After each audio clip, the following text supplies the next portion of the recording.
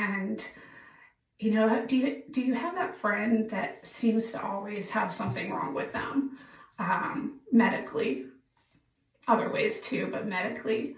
Well, that would be me.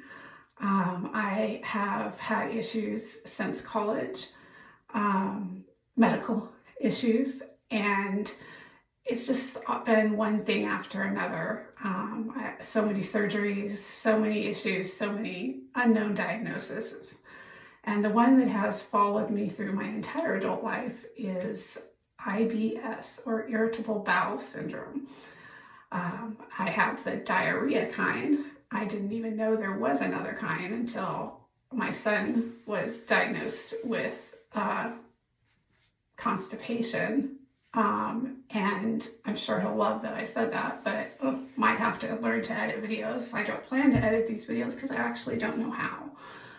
But in my 20s and 30s, I literally would eat, and within an hour, I would have to run to a bathroom. Generally a public bathroom, because I've never been much of a cook, and we ate out a lot, and I worked a lot of hours.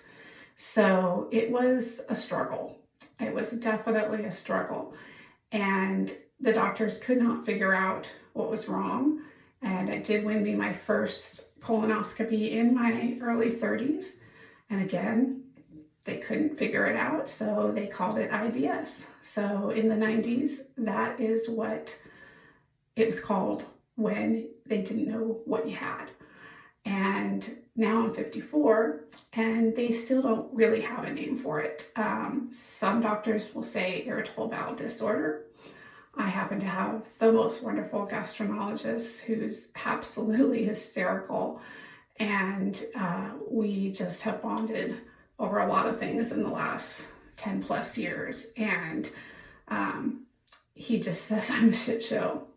So, and it does drive him nuts that he can't figure it out. So I had my last colonoscopy and endoscopy 5 years ago.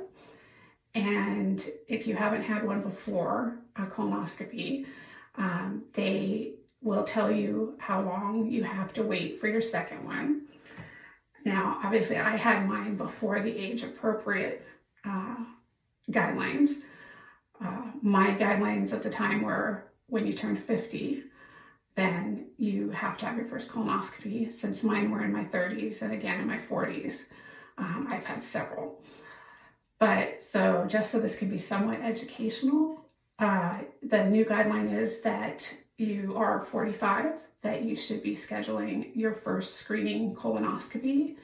And I'm not going to go into why that's so important. But if you want to be a responsible adult, you will schedule your colonoscopy for when you turn 45. So pretty much I'm talking to the Gen X, us Gen X people.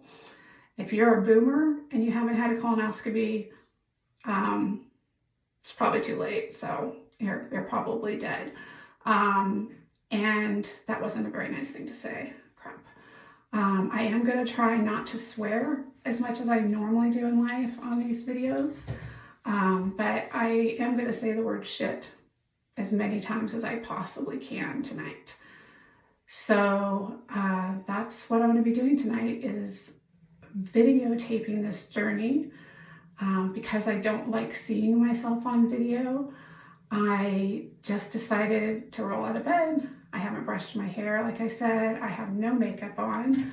I have a lovely bout of acne going on because menopause.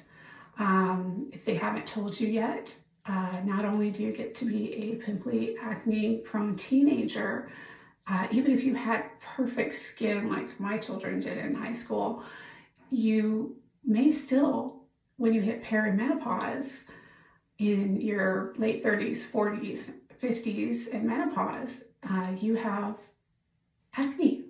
It's lovely. So instead of trying to make myself look better, knowing that I'll still find things wrong and be critical of myself, I decided to just wing it. So no makeup, I haven't washed my face or brushed my hair, and we'll see how this goes.